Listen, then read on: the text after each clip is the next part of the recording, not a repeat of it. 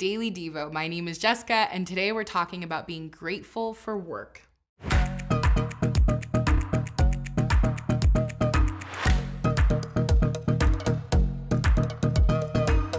A 2013 study by the Barna Group showed that only 1/3 of American Christians feel called to the work they currently do. A study done a year later at Princeton found that the average American works 47 hours a week. This means American Christians are spending about 40% of their working hours doing work, as Joshua Rainer put it, so they are seeing little to no eternal meaning in.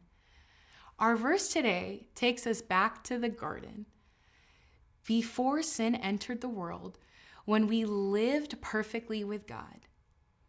What do you picture when you think of Eden? This is a sinless utopia with a benevolently present creator. What does that look like to you? Well, there was Adam in the garden, and before God gave him a partner in Eve, he gave him a purpose. So let's read. Our verse for today is Genesis 2:15, which says, "The Lord God took the man and put him in the Garden of Eden to work it and keep it." Work is a part of our existence. It's part of the OG playbook of mankind. It was initiated in a space before sin. In a garden full of God and full of goodness, there was work to be done. Adam had a purpose. And in the same way, you have purpose. And your purpose, your work has goodness. Our work is to glorify God, and that always has purpose, and it always has meaning. All work has deep eternal meaning. What would change in you if you really believed that? Granted, we don't live in Eden. It's not just me and God bonding and being heavenly florists and debriefing the names that Adam picked for the animals like platypus. Come on, what is that? Sin is in our world, and our souls want to be with God, and there's still work to be done. Because of this side of sin in the garden, work has toil.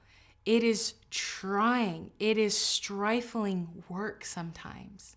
And for some of us, we're in seasons of retirement or seasons of where our job is just a job, where we need a steady paycheck to deal with these crazy inflation raises.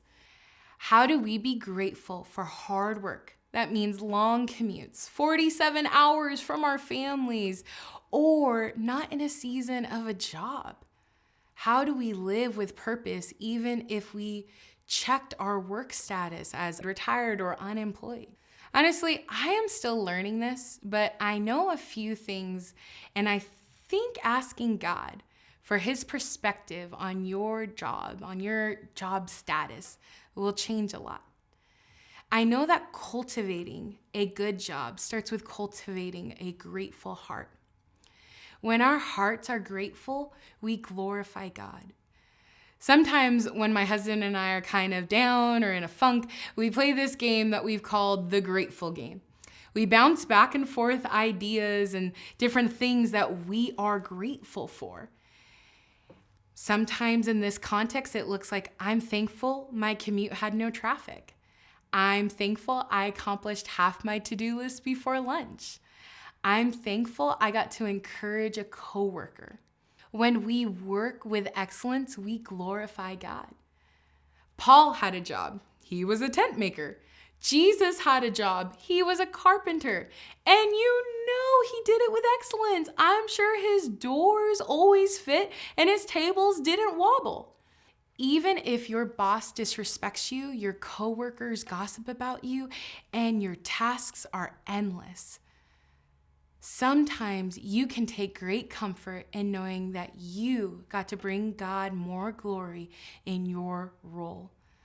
There's an incredible verse that always encourages me. It's Colossians 3:23 through 24, and it says, "Whatever you do, Work heartily. In other translations, it says wholeheartedly, with your whole heart, as for the Lord and not for men, knowing that from the Lord you will receive the inheritance as your reward. You are serving the Lord Christ. So, back before, what did you picture in Eden?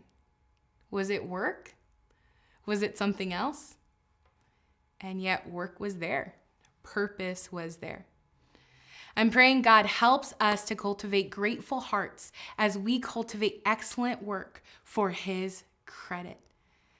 Thanks for watching the Daily Devo.